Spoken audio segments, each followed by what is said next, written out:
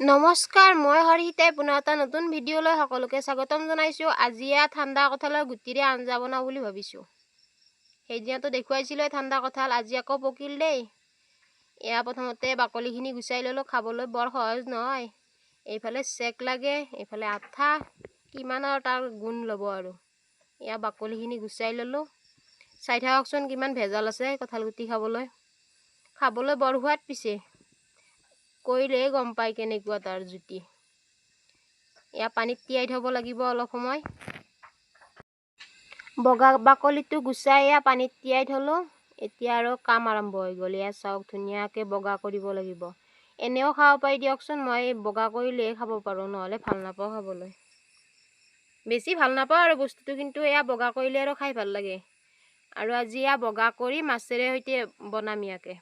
আলু নিদিওঁ, অকল কঁঠাল গুটিৰে বনাম। এয়া চাওকচোন কি ধুনীয়া বগা হ'ল, আৰু এইফালে এই জাবৰবোৰ ওলাই গ'ল। আৰু মোৰ হাতখন চাওকচোন এতিয়ালৈ ধুনীয়া আছে। ক'লা পানী যদি অকণমান লাই দিওঁ চেচ তেনে আৰু। এয়া ধুনীয়াকৈ যোগাৰখিনি কৰি ল'লোঁ, আৰু এয়া কঁঠাল গুটিকেইটা সিজিবলৈ দিলোঁ। এইফালে মাছো ভাজি লৈছিলোঁ আগতে।